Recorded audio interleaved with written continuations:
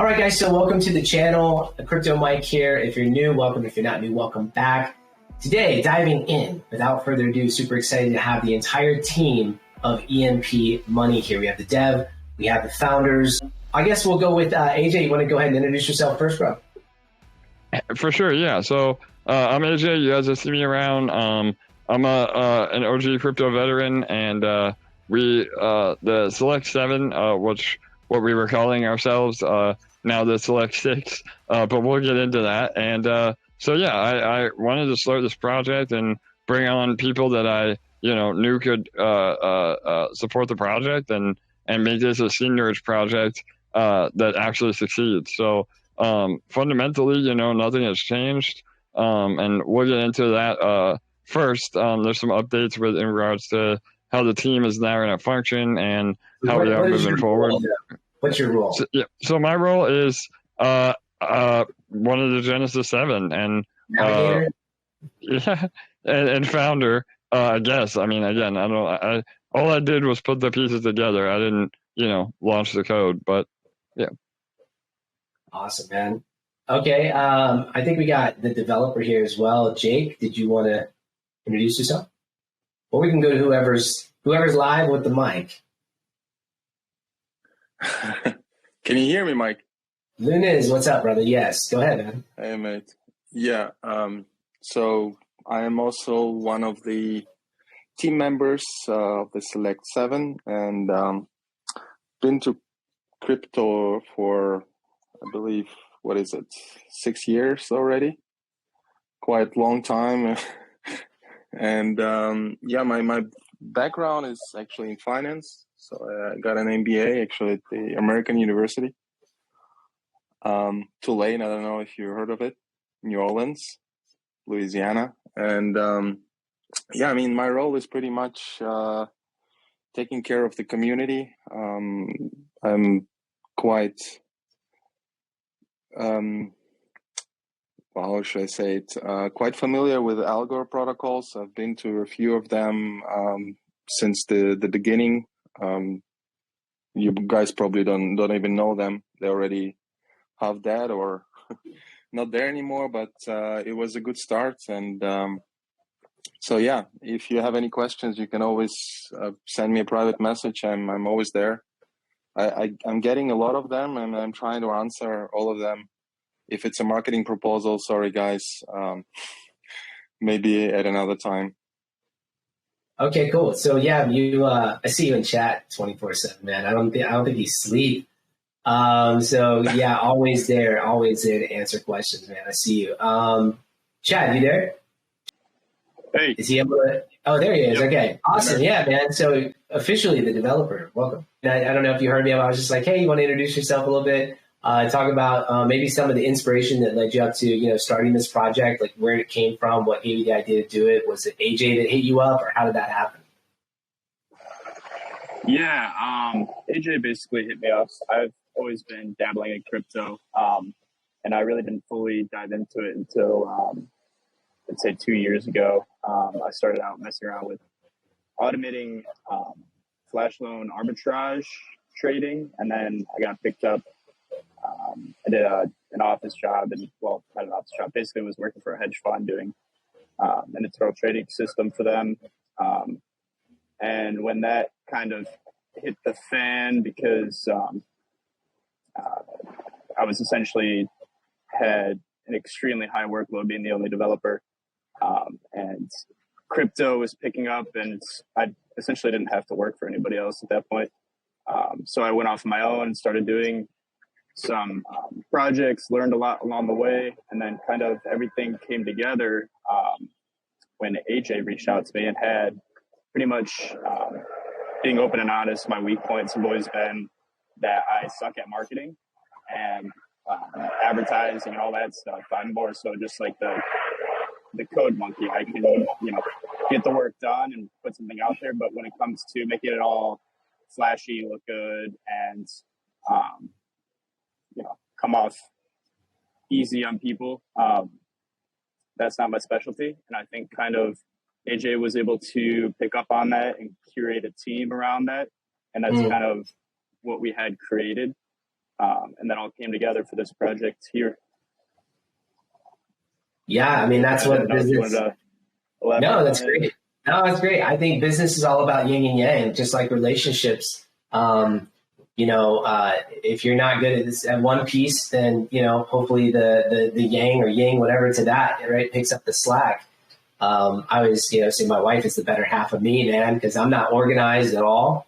And if it wasn't for her, I mean, my life would be in shambles, man, seriously. So I totally get that. So, I guess we're going to dive right into kind of like word on the street. Obviously, for me, being such an early member of this project, I got to see the development from the start. And I guess, I don't know if AJ, you want to kind of take lead on sort of the happenings that have happened over the last couple of days. And so, yeah, if you want to talk about some of the things that we're hearing before I ask, because I'd like for you to take the reins on it, if you don't mind. For sure, no doubt. So yeah, guys. I mean, I've been involved in crypto full time since about 2017, and I have built a substantial portfolio. I come from a business background. I built multiple businesses, that earn over $1 million in revenue a year. Crypto took over so hard that, I focus more on crypto than those businesses, but I'm good at putting teams together. I'm good at micromanaging and looking at the big picture. So now those businesses are working for me in the background where, I can focus. I mean, the most important thing in life is time. So I'm trying to really utilize my time with the highest yields possible. So again, I mean, I think that, I come across as having my shit together. I mean, I know, again, how this all works. And I wanted to approach, this project from a professional standpoint. I mean, we did this knowing that if we did it right, that everybody could win. And nothing has changed from that. Like, that is still the goal of everybody. We're still all, the ones that are still here are still 100% committed. And so, yeah, I mean, I had contacts with Mike, with Thomas, with Lunas, with Marty, and with Jake. And I figured, everybody has their own little niche. And Demi, he's our marketing guy. He's going to be here later, hopefully. But yeah, so that was the core group. And we wanted to take this seniorage project that we know has failed in other capacities because they don't do a lot of key things that we were going to do better. So that's, educating the community, establishing a major treasury that can assist in buybacks.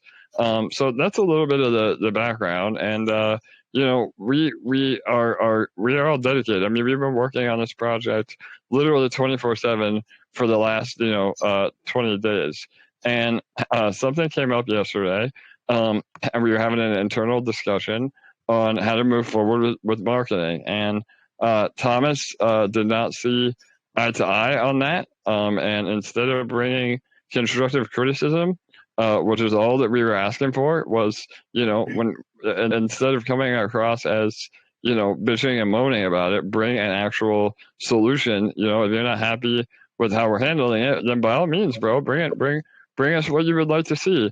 And instead, it turned into that, we're a bunch of idiots and he's not interested in being part of the team. So in retrospect, it might be a good thing. That way, we can all get past this and move forward. But I'm happy to answer any more questions in regards to that. I'm trying to be the bigger man and just move past it and not focus on the drama and the FUD, because at the end of the day, our project and our community is what matters. And if a YouTuber wants to, sacrifice his commitment and cause unnecessary issues, then we just have to do our best to recover from that. Okay. Yeah. So I think from a community standpoint, me being involved, Thomas is my partner with our VIP group.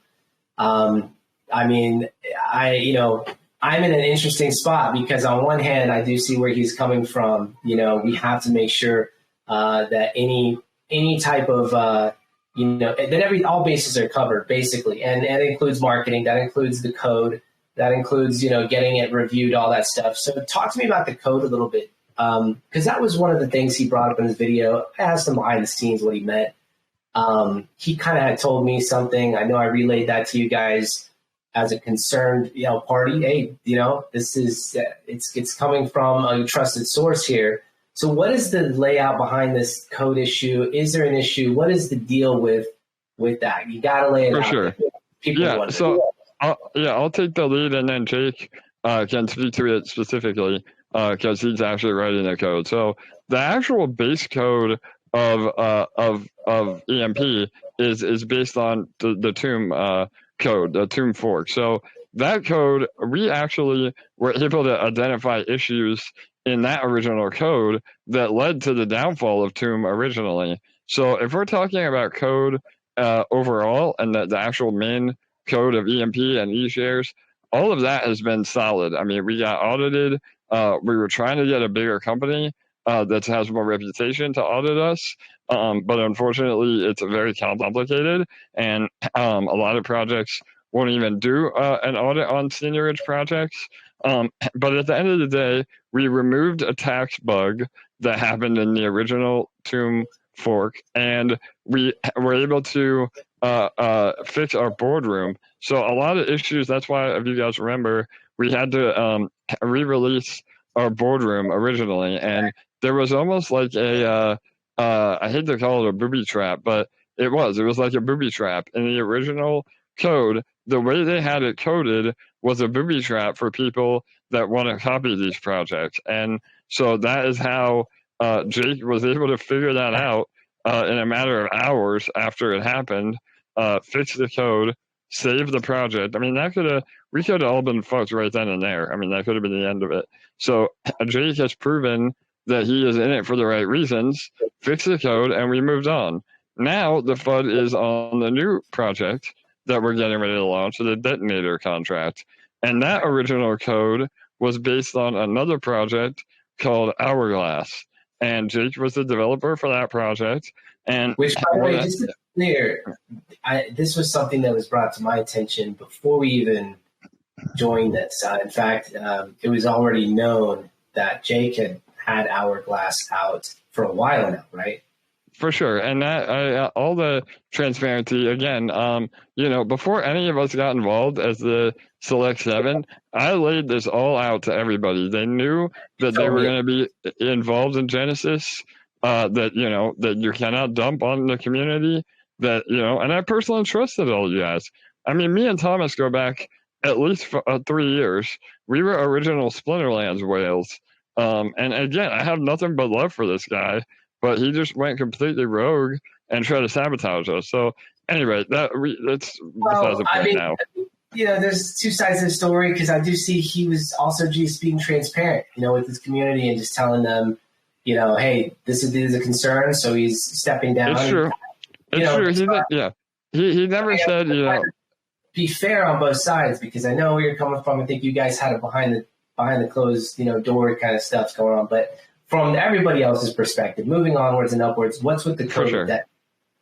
Yeah, so back to the glass situation. So again, the code was never an issue. And what Thomas's beef was with a potential issue in his eyes was the random number generator. So we rely on the code, and again, we're going to release how this all operates, but the code is basically set to pick a random lottery winner based on the hash of each block. And Jake can really get in and explain it, but the idea...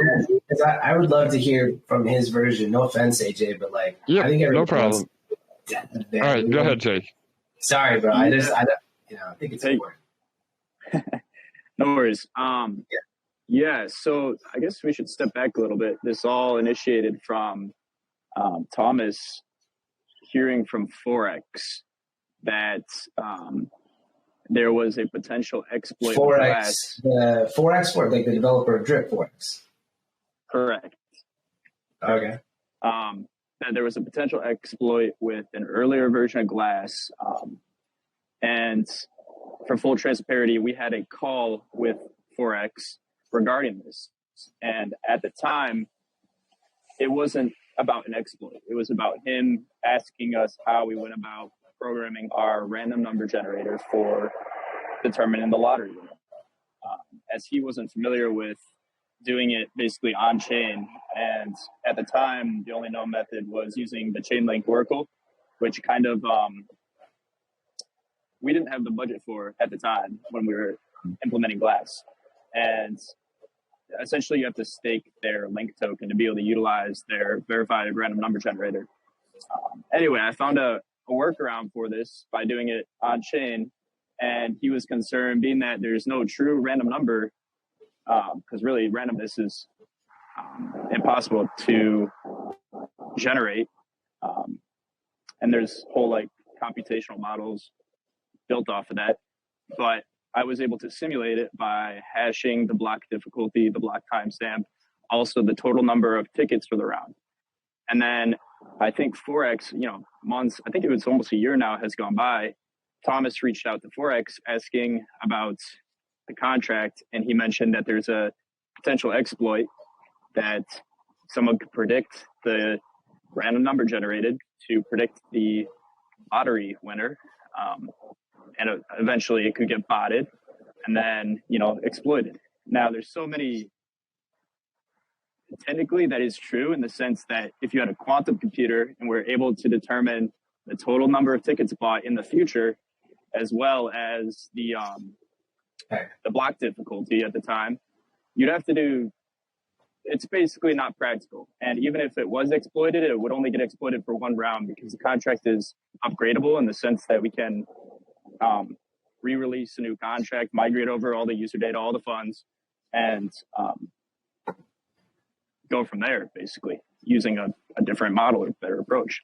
So really all this FUD is just based on a random number generator, which really doesn't, it's like they're picking and choosing. They're trying to create an issue out of thin air. Well, I don't think I think if anything, I don't think this was something meant to create an issue by Forex. I think he was just being honest with what he remembered. My personal opinion from what you told me, but I gotta just tell you too. So it is true though that it is possible. So Thomas wasn't wrong.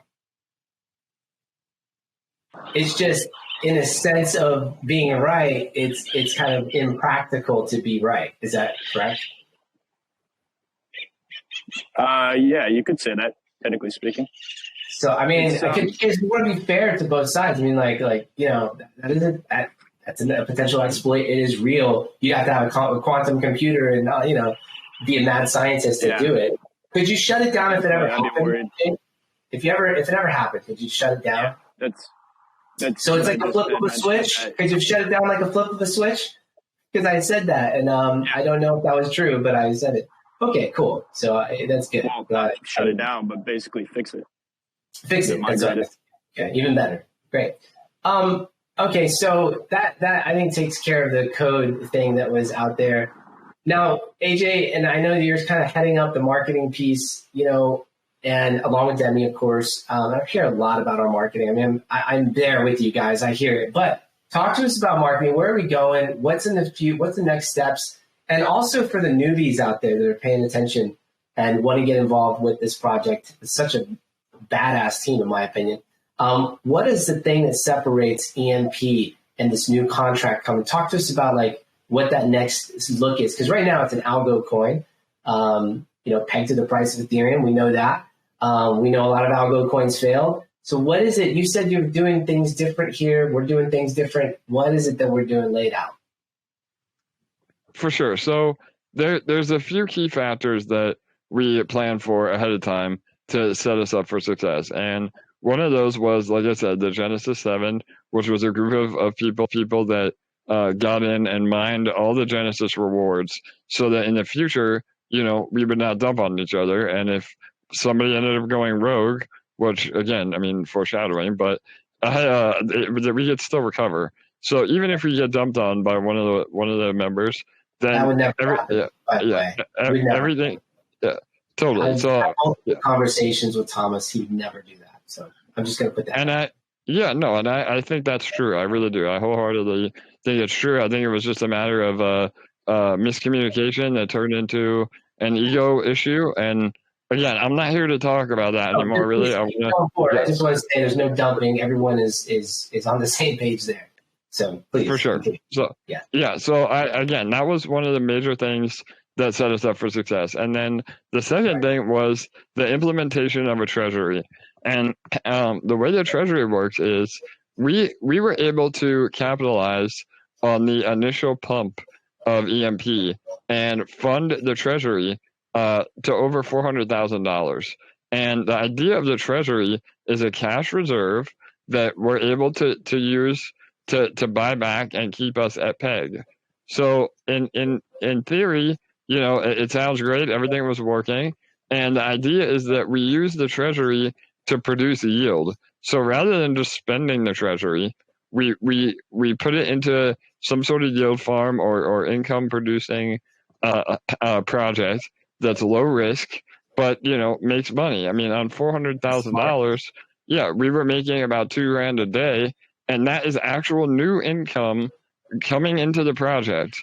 So we didn't want to kill the golden goose, so to speak, and dump the treasury to save the price when we could continue to try and use it to, keep fresh money coming in. So that was one of the points of contention, with Thomas. He didn't agree how we were utilizing. Yeah, but regardless of Thomas, we get a lot of chatter, that I saw in the chat. There's a lot of people saying, hey, use the treasury, when buyback. Please lay this out as far, you kind of explained to me yesterday, because I kind of was like, hey, man, why aren't we doing I didn't even understand, to be honest. But when you had described it and you explained it, it made a lot of sense to me. Can you go a little bit more in depth as to why we don't want to use the treasury to buy back, why you have decided that this is better for EMP to not do that? For sure. So again, like I said, by keeping a healthy treasury, we're able to actually produce new funds. Like, in other words, theoretically, we would never have to touch the principal of the treasury, and it would just continue to grow, and the rewards would be producing enough to do substantial buybacks over time. And this is still our goal. I mean, we've hit a bump right now, and the price is more important than anything. I mean, we have to recover now, so we are going to be forced to really dump a lot of the treasury. But I'm hoping the detonator, which again, I think we all agree, because 1% of all the transactions from the detonator will go into our treasury. And another thing about that, again, we can talk more about it later, but the fact that we're using LP tokens rather than just straight EMP for the contract is going to cut in half the amount of dumping that could possibly happen. Because even if somebody wins, half of that EMP, exactly, half is EMP and half is ETH. So we're able to keep the ETH side and build the cash reserves without actually dumping EMP. So it's a win-win. I mean, again, guys, we have gone over. All of us are mathematicians. Like, we know how this works. We've gone over it over and over again to let everybody win. So everything that we've been doing is still on track. I'm just, again, and forgive me for being a little frustrated with the whole situation. It's okay. But yeah. I've been a part of a lot of crypto projects. So have you, man. You've been in crypto probably longer than me, AJ, to be honest with you. When I enter into a project, I look at the bullish scenario. I also look at the bearish scenario, and when I came, when I was selected to join this and everything, nothing's changed. That's what's crazy. Nothing's changed. So look, I get where you're frustrated because every sign points to up and to the right. There is absolutely zero sign here that would indicate anything being wrong with the project, wrong with the code, wrong with anything. But that's seeded doubt, man. That's the thing. And I think it's a lesson to be learned, right? I mean, you want to talk about what you told me earlier about influencers and YouTubers kind of joining projects when you start? I mean, that was a big deal, what you told me. So for sure, bro. So, I mean, again, and I'm not here to, shame anyone. I mean, Thomas does the work. He's built an amazing following. I still, even to this day, even though, he dragged me through the mud, I have nothing but love for this guy. And I just want to move on. And, again, me and Mike come from real world businesses where, we know how to communicate. We know how to talk to people. We know how to be respectful, and we know how to deliver. And I mean, at the end of the day, that's what we're doing. And it's unfortunate, again, the way it went down, but we have a plan, and we will recover. I mean, if you look at the chart right now, there's already some green candles. I really feel bad for the people that capitulated and saw all the drama and sold the absolute bottom. I mean, I'm sorry, but we've done everything we can to help you not do that. So I guess I really would like to kind of go into the roadmap of what we have coming man. We're ready. People are asking Yeah. about these partnerships. They want to know what's going on. Enough drama. Let's go. What's next? Yeah. What's up? Yeah. So I'm gonna literally read through our roadmap right now, and I'll post this in the AMA or in the group chat afterwards.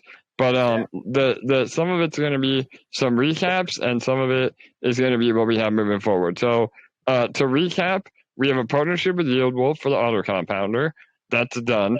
YouTube tutorials and videos are out. I mean, again, we are looking into expanding that, which we'll get into at the end with marketing. And Mike, I mean, you're working on the EMP Academy, right, brother? That should be out soon. Set back because I was up till 4 a.m. last night dealing with stuff, but I was set back a little bit, but it's going to come out. Yes, I'll get it done this week. Perfect, bro. So that's coming. We have passed our KYC from OXGuard. That link is on the homepage of the website. You can see it all there. We passed the review by RugDoc. That's done. Again, the link is on the homepage. You can see it. Our Telegram has grown to over 1,400 people, I think, right now, if not more. And those are all organic. I mean, we have not paid for any 1,800. There you go. So yeah, we haven't paid for any bots or any Telegram marketing. That's been all organic. We created a Discord. We were able to get to 700 members in the Discord within like two days. So that's huge. We were listed on CoinMarketCap, the fastest that I have ever seen in my life. I mean, fast. Yeah, I think it's faster than dogs and pigs. But it was really fast. It was really fast. For sure, bro. And we have been. We listed on CoinMarketCap and DBank before, a lot of other projects that have a much bigger TVL than we do. So we're on CoinMarketCap, we're on CoinGecko, we're on DAppRadar, we're on DBank. All that's been done. So now we have some partnerships in the works. We're really trying to solidify a partnership with Beefy. We heard back from the rep today, and that's looking really good. I don't know, Marty, if Marty's on here, but he's taking the lead on that. Marty, are you here, bro? Can you speak to that, or he may not be here? So no, it doesn't look like he's here, but yeah. So we again, we doubled their dev. We made some changes to our code. They wanted to see a time lock feature on the farms. Again, it's not related to any exploits. It's just related to how their protocol works. The auto vaults have to have time to compound, so they wanted to have a time lock on those. So Jake implemented that, and we're ready to roll. We just have to again get the marketing set up, and there's a lot that goes into partnerships that people don't realize. So we have to be on the same page with them. But again, not to promise, overpromise and underdeliver. But Beefy will be here soon. What else? A partnership. We're also working on a partnership with Alpaca Finance for a leverage yield farm. We've been in touch with their business development team. For those of you that know what Alpaca is, it's a way to leverage your bags. So that would mean you could borrow against your bags without having to sell them. So that for those of you that know how to collateralize, that is an amazing deal if we can put that together. So what we need first is a syrup pool with PancakeSwap. So again, that's another thing that we're working on, but we have to get back to PEG first, and we have to grow our TVL before we can have those sort of conversations. And then we have to get back to PEG in order to solidify this partnership. Like, is it a requirement? I don't know. For Beefy, it is a requirement. Beefy will not work with us until we can get back to peg, because, you know, that plays into the impermanent loss of things. And, you know, they want to see us, not only from a community standpoint, but also from a technical standpoint, to get back to peg. What are the plans to get back to peg? I mean, that's sort of the next step, right? People want to hear that too. For sure. So I think, you know, a lot of the sell volume has died off, which is a good thing. The dumpers that are in a dump have dumped. I mean, we've been watching the chart 24/7, literally. I mean, me and Mike have not slept in days. So I mean, yeah, totally, bro. I mean, I think we've proven our commitment to the project. But yeah, so we are going to start implementing heavier buybacks from the Treasury. So again, it's a fine line of providing exit liquidity, but I think those that are already out are going to be out, and the ones that are still around are going to benefit greatly. So, and it's up to the community as well. I mean, I get it. The chart is bleeding, but we need to rally behind, you know, all of us have to rally around each other. And, you know, we have at least $100,000 that we're going to be doing into buybacks, and we should get back to peg, you know, within a short time frame, for sure. So can I ask you, I've had a couple of people ask me, and I think it's important, you know, transparency as well. What's in the Treasury? I mean, because I had this message from someone, and I'm just going to be real. They said, hey, you know, I remember you guys saying you had $500,000 in the Treasury.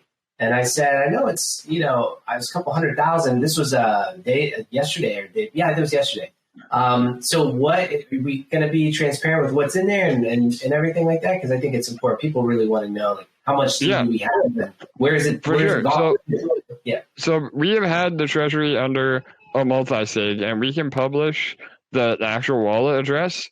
We have already. I mean, we've been transparent, but we can do it again. You can see the actual wallet address, and you can literally follow the code. So in the beginning, I think at the absolute max we had about 450,000, and we put all of that in the beginning into Anchor protocol, which is a low risk yield on a stable pair, and that was doing about 30% interest a year.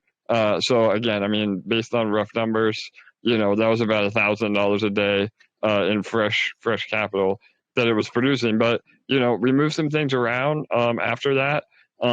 Again, because we had to pay for the stuff that we've done. I mean, we had to pay for the OX Guard KYC. We had to pay for, you know, the rug doc review.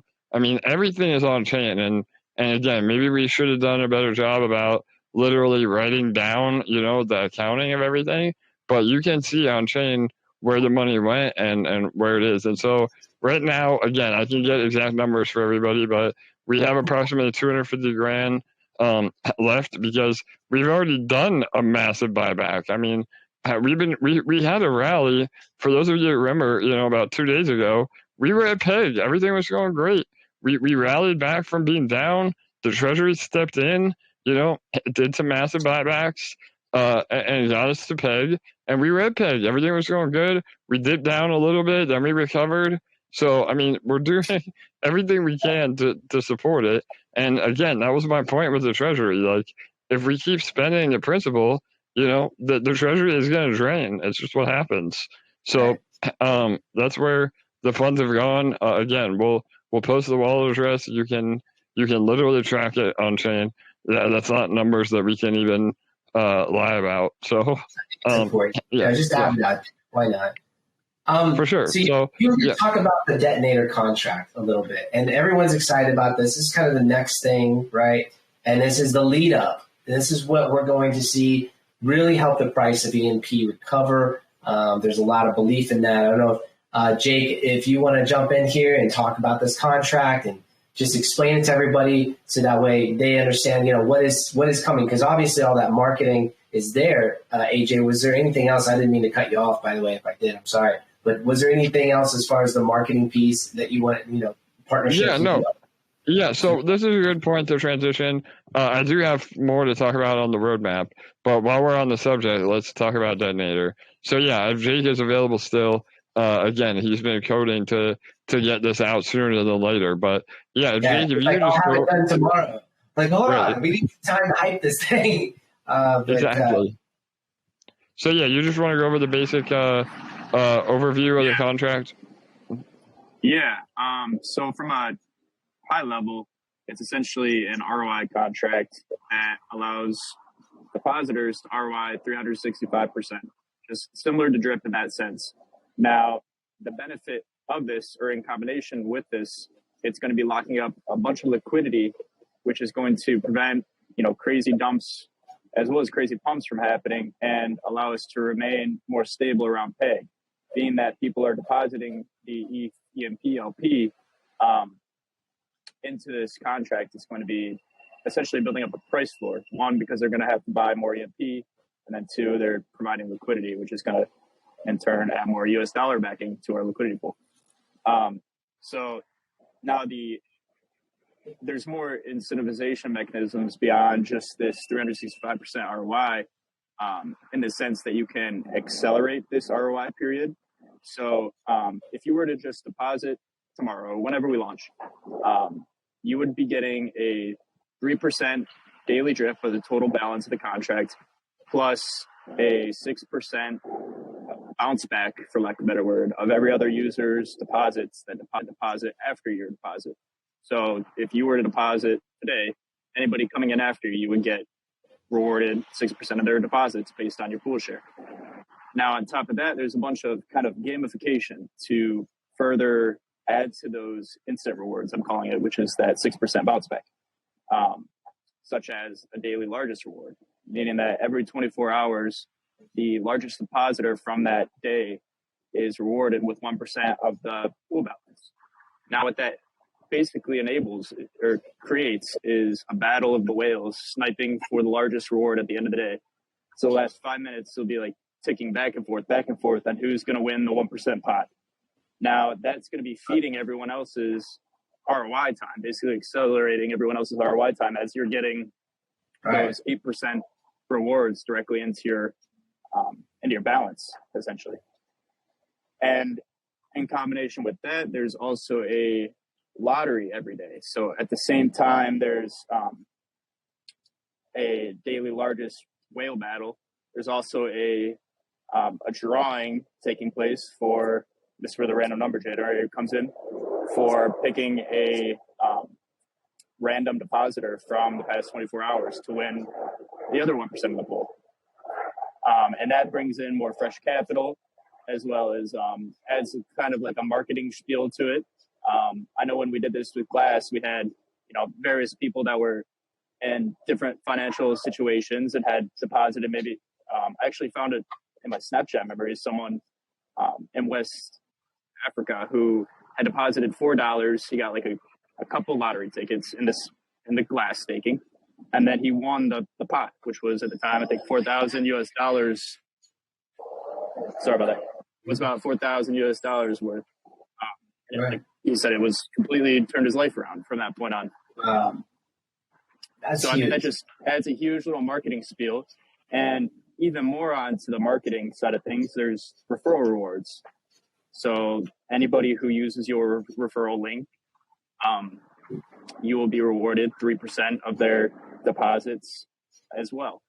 And how many downlines do you get, Jake? So there aren't downlines, but essentially what we've done is anybody who uses your referral link once, so say you create a YouTube video, Mike, and you put a referral link in the description, you get people to use your link, you will be getting that 3% of their deposit.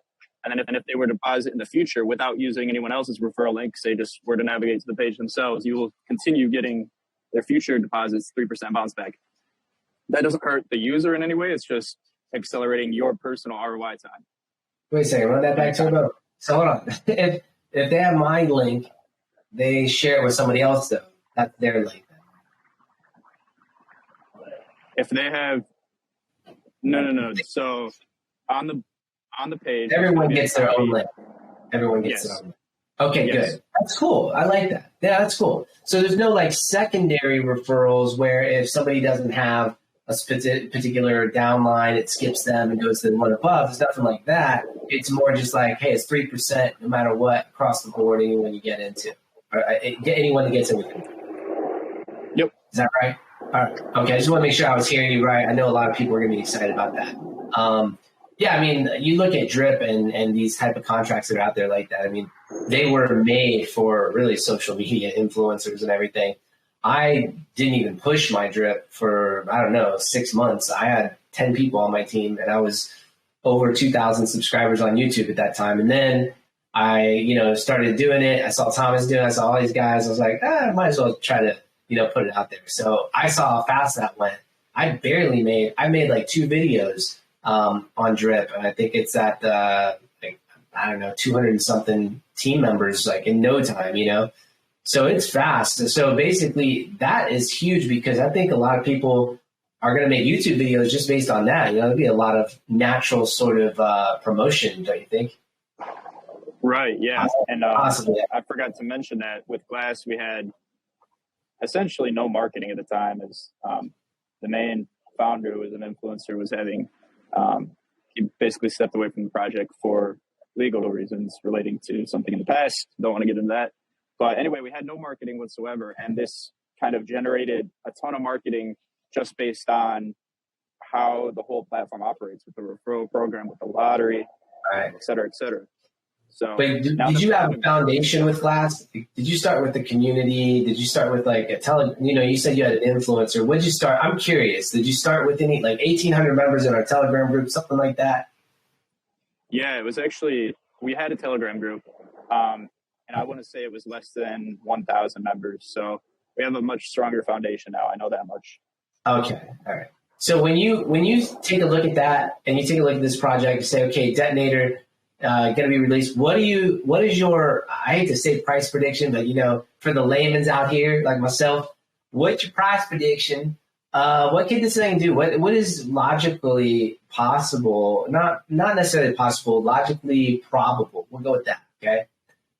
In the short term, after Detonator gets released, I'll be making videos on it, of course, and hopefully people will see that we're, hopefully people will follow footsteps, whatever. But let's say it gets out there. What do you think in the short term, and what do you think in the long term that means for our investors? And then don't let me forget people asking about taking their LP out for Detonator and how that works. So 2 questions in one. Yeah. So to your first question, sorry, give me 1 second. No problem. Hey, Adrian, do you mind taking this for a second? I have to have somewhat of an emergency here. Yeah, no problem, bro. So yeah, Mike. Can you refresh the question one more time? Never mind. Emergency handled. All right, cool. Yeah. So as far as price prediction, I really don't want to give anything, but I would say you could, if you were looking into it yourself, base it off of Glass, being that it's a similar contract. Granted, an earlier version of Glass, maybe a little more correlated than now. Glass, I believe, did a 10 to 15x, I want to say, from once we launched this contract. And again, that was with no marketing and a worse foundation of a community at the time. Yeah, so I mean, I'm not going to give any predictions myself, but that's just what I would base. It'll at least 10x, right? It'll just at least 10x. Okay, I'm glad we got that. Okay, no, I'm kidding. It's a joke, guys. All right. So it is going to harden the price, and obviously everybody in here listening, you hear how your funds get locked up, and it gives you that daily drip payout. Now, how does it work with the LP? And I don't know if you're, you got something going on, Jake, that's fine. If AJ knows it as well. But how does it work with the LP? Like, should people take their entire LP, or what's the strategy there to put it into the new Detonator contract? Yeah, I mean, that's really going to come down to what seems best at the time. With the launch of Detonator, we're anticipating a lot of people to be pulling out of the EMP LP farm, which would in turn raise the APR for that farm. So if, for example, everyone were to pull out of that farm, there will be a spike in the return for being in that farm. So really, it's going to be up to you on which one you want to take advantage of, the detonator and earning 30 to 65% on your principal, or being in this farm, which is going to have variable APR depending on how many people are in it. So that's going to come down to how the environment is at the time. Personally, I'll probably do a 60-40 approach. I'm a really big fan of the. I do want to go over the detonator contract a little bit more and how the referral system works and everything, because a lot of people are under the impression. But just to finish that thought, I'm probably going to do a 60-40. Just to let everybody know, I'll probably do like 60% in the ETH farm that I'm in right now with the LP, and then I'll put the rest over in the detonator. Because I mean, 365%. I mean, I've already seen returns on drip. I know it's real. I know what happens. Honestly, it changed a lot of people's lives, made a lot of millionaires. I had already done well in crypto, but it did make me over $1 million. In fact, drip did. And so I'm highly grateful for that contract and the way it's been sustainable. And I think it's got a really bright future. But let's talk about, what. So there's this thing out there with these type of contracts that I hear every now and then where the word Ponzi scheme is brought up. And I'm just bringing it up just to be that fully transparent guy. I hate to be difficult, but, what is the difference between something like this? And I can speak on it personally. I can answer my own question, but I want you guys to answer it because, you weren't expecting it. So you got to answer it now. So what's the difference between something like this and a Ponzi scheme? Yeah, so typically a Ponzi scheme would be bringing profit to investors, at least this is from my understanding, would be bringing profit to investors purely based off of other investors coming in after them. Now, that is the case in pretty much every cryptocurrency. However, one way that we are getting around having this as being strictly that, people profiting off of others investing after them, is that we have the Treasury fee, which is going to be earning yield and then either deployed to buy back the coin, EMP, like we're seeing now, or deposited into the Detonator contract now, which in turn will raise the balance of Detonator and in turn raise the drip amount that you're getting, as it's the 3% of the contract balance is dripped over the course of 24 hours. And if the balance of the contract increases, then you're essentially being dripped more rewards and you're ROIing faster. So it's basically like we're open. It's like an open tube or an open box, for lack of a better word, that this contract is, where anything that we feed into it is going to basically fuel the contract longer. So if we were to deposit a bunch of LP tokens, then everyone's drip is going to go up, and health and sustainability of the contract is going to go up, as well as the daily rewards going to increase because it's 1% of the pool balance as well, being that everything's based on percentages. So the daily largest reward, the daily lottery reward, those will increase based on the contract balance. So being that we're bringing in fresh capital from having this treasury earning yield via external sources such as Anchor Protocol, Anchor Protocol, like we talked about earlier, that kind of mitigates the whole Ponzi scheme aspect in my mind, at least. But yeah, I'd like to hear others' takes on it as well. Yeah, no, I agree 100%. My take is exactly that. So a Ponzi scheme is a net negative situation, meaning, like Jake said, the funds are paid out from new people buying in, and again, that's how markets work. But what we have is a net positive situation.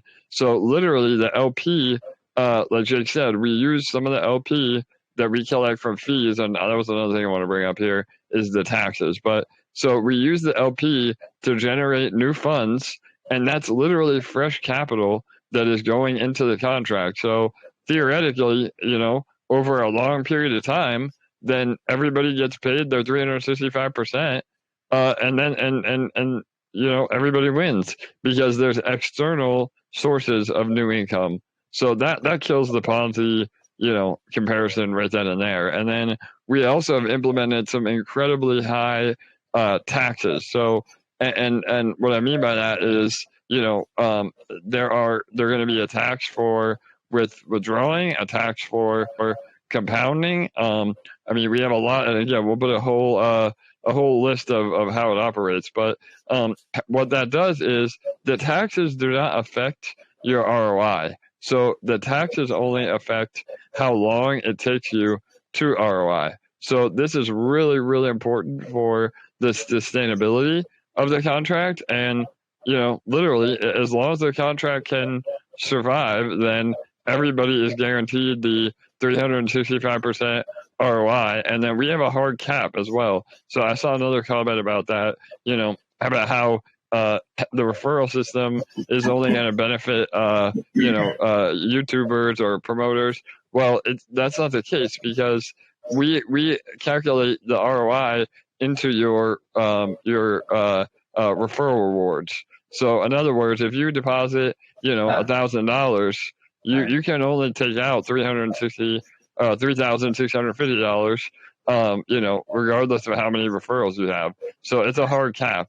And then if you're compounding, that's what you should be doing in the beginning for sure. Then that, yeah, 100%. Yep, you can compound. It's just like anytime you want. Yep, you can compound anytime you want. The contract for that. I'm sorry. Yeah. So the compound fee is only 5%. That's the least fee that there is. So the withdrawal fee is 20%. So and there's some other mechanisms. We have a whale tax, just like drip. If you have a certain amount to the withdrawal fee. Hold on. So you said the withdrawal fee is 20, because I want to be clear, right? Because look, I mean, drip is a little different. Right? I hate bringing up that project over and over, but it's true. It is similar. But, look, 10% is when you claim, and 10% is when you withdraw. That's 20%. Correct. So it's the exact same tax. So it's the exact same. Oh, so, okay. All right. So I thought you were saying it's 20% and then another whale tax, maybe? Or So we take it with drip. Right. They take it on the claim and the withdrawal. We just take it on the withdrawal. So, but it's a bigger percentage. But at the end of the day, 20% is 20%. So then, and then there is a whale tax that's exactly like drip, that if you own more than 1% of the entire pool, then you get penalized. And as you go up, I mean, if you own more than 10% of the overall pool, then you're penalized by 50%. And again, those taxes are only applied to, the ROI length. You're not getting a haircut on the actual ROI number. You're still 365, and you're just paying more because exactly. You're going to get more technically, so it's all kind of the same thing. Yeah, totally. I mean, we've gone over the code. We've taken little bits of code from all the projects that have proven themselves and made a Frankenstein, contract of money printing. So, I mean, that's really what it boils down to. And I think there was one more thing you asked me, Mike, but I don't remember now. Yeah, short-term memory probably. But basically, I don't know. I mean, look, I'm pen tomorrow. Let's go. I'm seeing it in chat already. So, I don't know what to say. I love it. I think it's great. And it's not just because I'm in it. I mean, honestly, I'm good without it. I don't even need this project. It is what it is. I came on board because I love the team. So I love it. I'm being honest too. I don't know what to say. So you got anything else that you want to lay out for people before we need to get back to this? Totally. Let me finish up the roadmap, and then we can take some questions. So the last thing on the partnership front is Sidekick Finance. So we, again, they're a bunch of OG, drip and glass and hexagon, participants. We're tight with the team. We're still working on that. Again, the developers on that team have just had a hard time getting us the rewards to be able to set up the pools. So that's still happening. We are on their website. The partnership's already happened. I mean, we're one of the featured tokens on their website, but we also wanted to implement some rewards for those that have SK and eShare. We're going to be putting together a farm that incentivizes people to lock that up. And that all that does is help us, increase our liquidity and expose us to that group. And so marketing, again, this was like the big point of contention. So I want to be very specific on what we have coming for marketing. So we have a really big AMA with one of the biggest groups, I guess you would say. I mean, I don't know what the right word is. I don't want to say shiller groups. Yeah, because it's a lot more than a shiller. But Travelad is his name, for those of you that know. We have an upcoming AMA with them. So yeah, I would say, stay tuned for that. We're not going to release the date until, we know for sure, but that's coming. We are on PooCoin ads.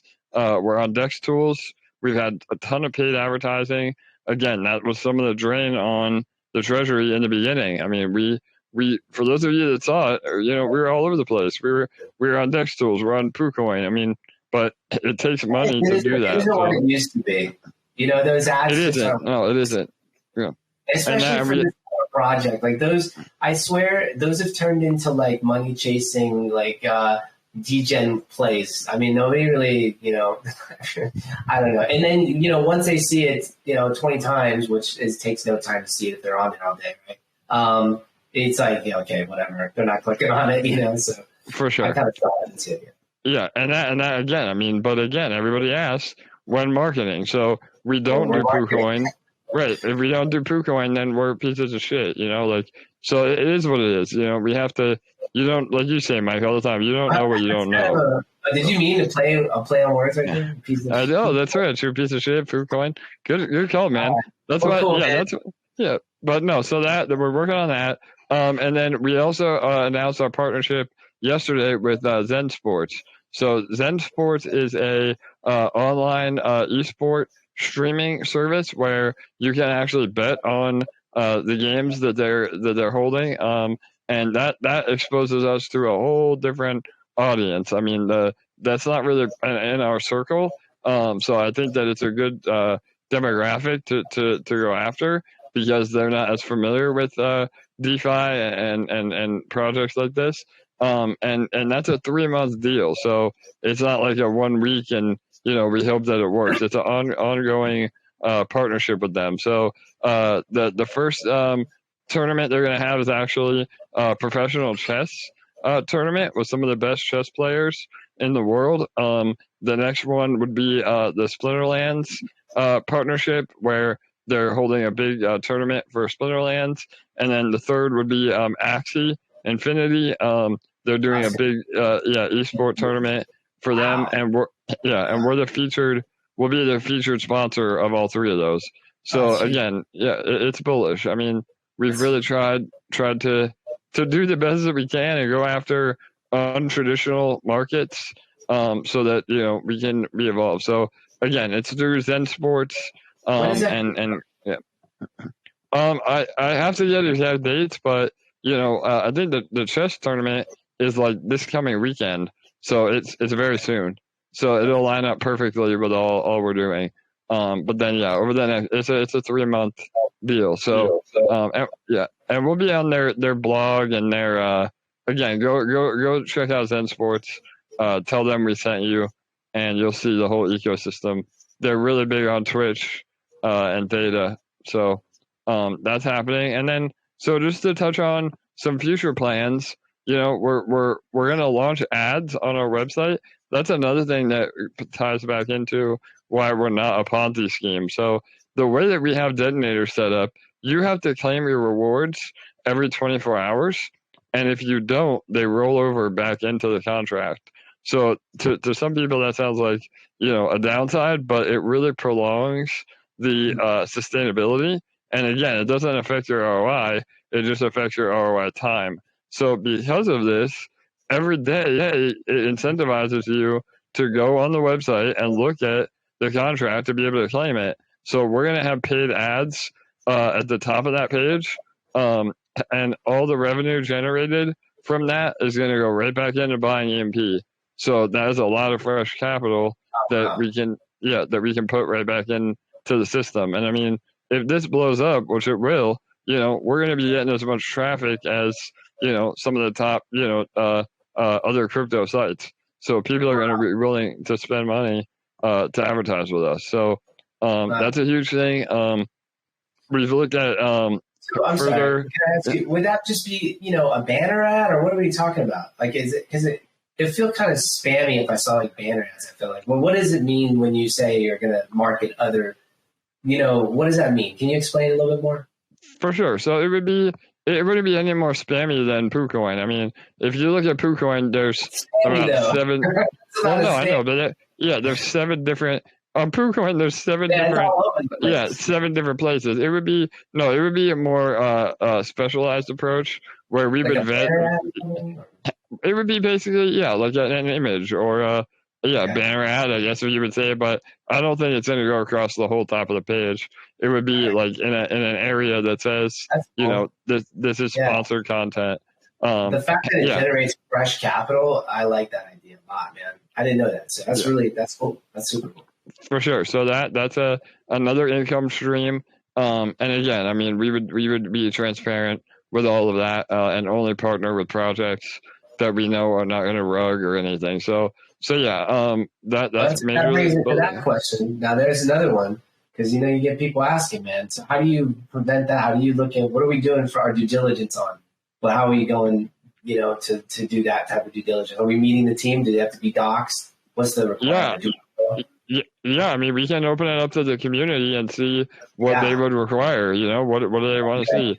My gut is that it has to be at least, they have to at least have the OX guard and a rug doc, review. If they have both of those, that's a start for sure.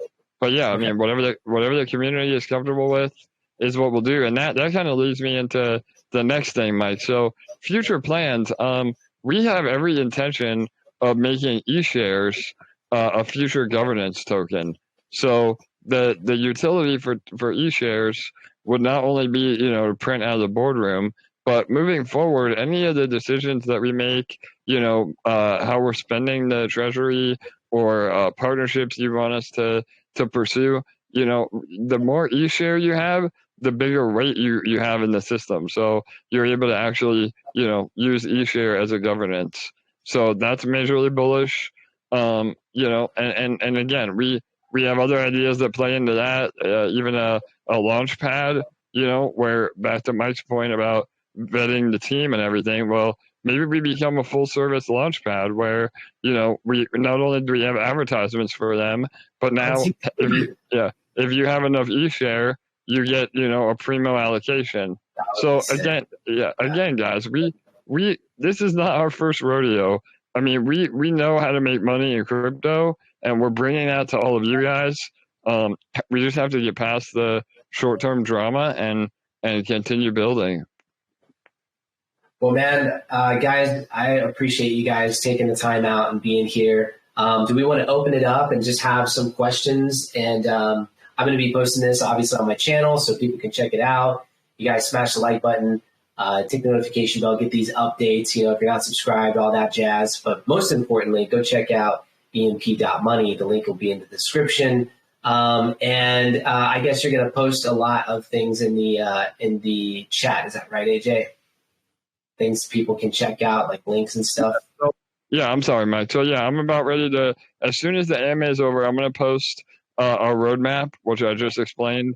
And then we're working on a docs page that literally goes line by line and explains how the new detonator will operate. So you guys will be able to see literally everything. And I have a flow chart that we did. It's a little rudimentary, but you get the idea. So that way you literally see how everything works. People appreciate that, man. I'm a visual learner anyway. So, well, awesome, man. I'm going to stop the recording on my side for YouTube. Let's take questions in here. But all right, until next time, guys.